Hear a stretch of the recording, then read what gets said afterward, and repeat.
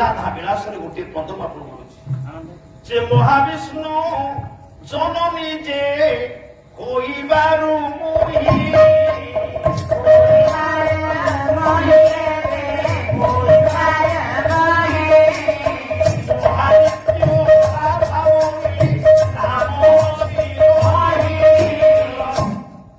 ଗୋଟିଏ ରାଧା ହଉଛି ମହାନିତ୍ୟ ରାଧା। ମୁଁ ମହାବିଷ୍ଣୁଙ୍କର ମା, ମହାବିଷ୍ଣୁଙ୍କ ଜନନୀ ହୋଇବାରୁ ମୁହେ ମହାନିତ୍ୟ ରାଧା ବୋଲି ନାମ ଅଛି। ମୁଁ ଯୋଉ କାଲି ପ୍ରଶ୍ନ ପଚାରିଥିଲି ରାଧା ଠାରୁ କୃଷ୍ଣ ହୁଏ ଯାକ, ଏଇ ହଉଛି ଉତ୍ତର। ଅର୍ଥାତ ମହାନିତ୍ୟ ରାଧାଙ୍କର ପୁଅ ହଉଛନ୍ତି ମହାବିଷ୍ଣୁ। କଂସକୁ ଯେତେବେଳେ କଂସ ପାଖରେ କୃଷ୍ଣ ପହଞ୍ଚିଲେ ସେ କୃଷ୍ଣ ରୂପ ଦେଖିନେଲେ।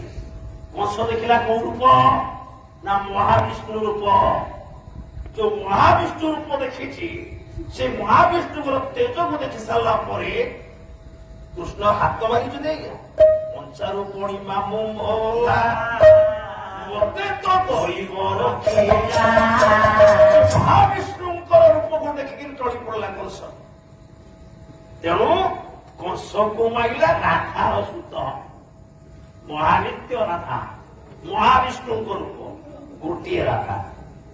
ଆଉ ଗୋଟେ ହେଲେ ନିତ୍ୟ ରାଧା, ନିତ୍ୟସ୍ଥଳୀରେ ବିହାର ନାମ ନିତ୍ୟ ରାଧାପୁର। ଯୋଉଠି ଦିଟା ବୈକୁଣ୍ଠ, ଗୋଟେ ହଉଛି ନିତ୍ୟ ବୈକୁଣ୍ଠ, ଗୋଟେ ହଉଛି ଗୋଲକ ବୈକୁଣ୍ଠ। ଗୋଲକ ବୈକୁଣ୍ଠର ମାଲିକ ହଉଛନ୍ତି ନାରାୟଣ, ମାଲିକିଆରୀ ହଉଛନ୍ତି ଲକ୍ଷ୍ମୀ।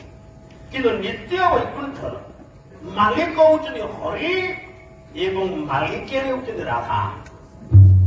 ସବୁ ନିତ୍ୟ ବୈକୁଣ୍ଠ ରାଧାକୁ ଆଣିଛନ୍ତି କିଏ ନା ଅଭିମନ୍ୟୁ ସାମନ୍ତ ସିଂହ। ସେ କଣ ଲେଖିଛନ୍ତି କହିଲେ ଅପ୍ରାକୃତ ପ୍ରେମ ମୂର୍ତ୍ତି ଜୟ ରାଧା ହରି, ଜୟ ରାଧା ହରି,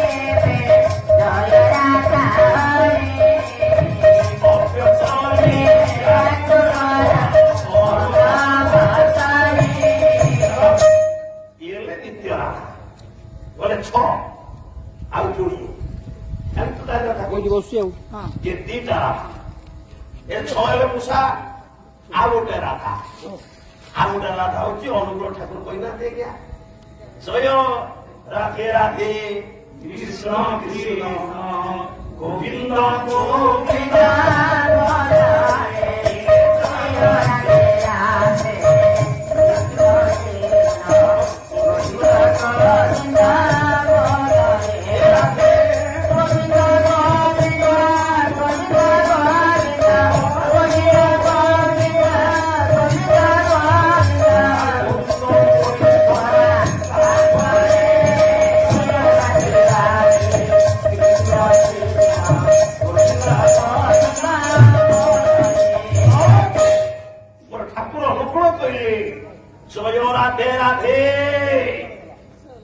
कृष्ण गोविंद गोविंद सात थर गोविंद गोविंद गोविंद गोविंद गोविंद गोविंद बोली सदा डाके सात थर गोविंद डाक सातटी गोविंद कहीं कहले भू लोक भुव लोक स्वलोक महलोक जललोक तपलोक सत्यलोक सातटा लोक को टपिया गले सातटी गोविंद दरकार।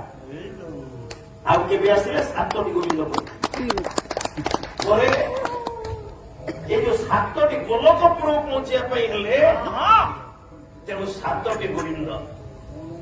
ତେଣୁ ଯଦି ଗୋବିନ୍ଦ ଡାକିଲେ ମୁକ୍ତି ପୁଣି କହିଲେ ଜୟ ରାଧେ ରାଧେ, ସେ କଣ କହିଲେ ରାଧା ଏ ରାଧା କିଏ ଅଚ୍ୟୁତ ଚିହ୍ନେଇଲେ କହିଲେ ଜୀବଟି ଅଟଇ ରାଧା ଏ କୃଷ୍ଣଟି ପରମ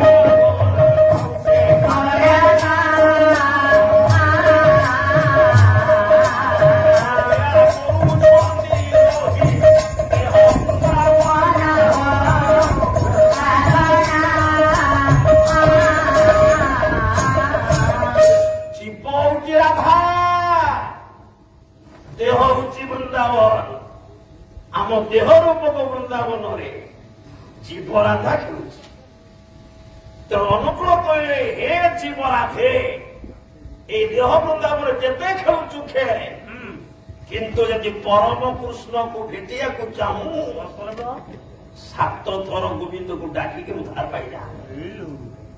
ତେଣୁ ଏଠି 3 ନମ୍ବର ରାଧା କିଏ ନା ଜୀବ ରାଧା ପରେ ଆଉ ଜଣେ ହେଲେ ଅଂଶ ରାଧା।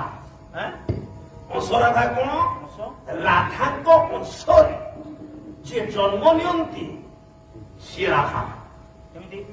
ଆପଣଙ୍କର କାଲି ଭାଗବତ ବହି ଥବ ଘରେ ଆପଣ ଭାଗବତ ଧରି ଏ ଦ୍ୱାଦଶ ସ୍କନ୍ଧ ବହି ଖେଳିବେ କଣ ଲେଖା ହେଇଛି କହିଛନ୍ତି ତୁ ରାଧା ଜନମେ ମୋ ବହି ଏ ରାଧା ତୁ ରାଧା ହେଇକିରି ଜନ୍ମ ହବ କୋଉ ଦିନ କେତେବେଳେ କହିଲେ ତୋ ନାମ ହେବ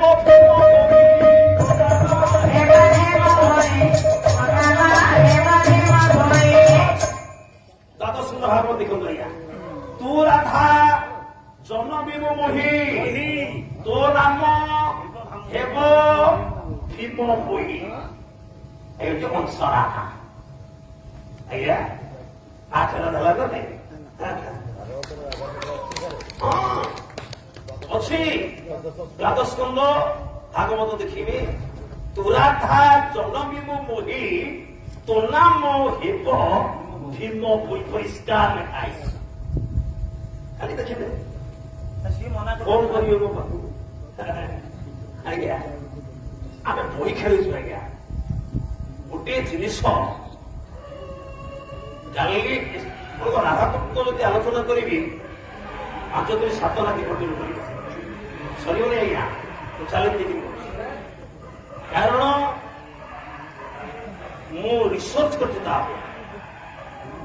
ଆପଣ ଆଶୁତୋଷ ପଟ୍ଟନାୟକର ଓଡ଼ିଆ ସାହିତ୍ୟ ରାଧାତତ୍ଵ ଆପଣଙ୍କର ଗୀତାପ୍ରେସ ଗୋରଖପୁର ରାଧା ମାଧବ ଚିନ୍ତନ ଯେତେ ଭାରତୀୟ ସାହିତ୍ୟ ଭିତରେ ଯେତେ ରାଧା ଅଛନ୍ତି ମୁଁ ସବୁ ଖେଳିଛି ସବୁ ପଢିଛି କାରଣ ଗୋଟିଏ ପ୍ଲଟ ଆପଣମାନଙ୍କ ପାଖରେ ପହଞ୍ଚିବାକୁ ପୂର୍ବରୁ ମତେ ଗୋଟିଏ ବର୍ଷ ଲାଗେ ତାକୁ ଠିକ କରିବା ମୁଁ ଆଜ୍ଞା ଠକିକି ପଇସା ଦିଏ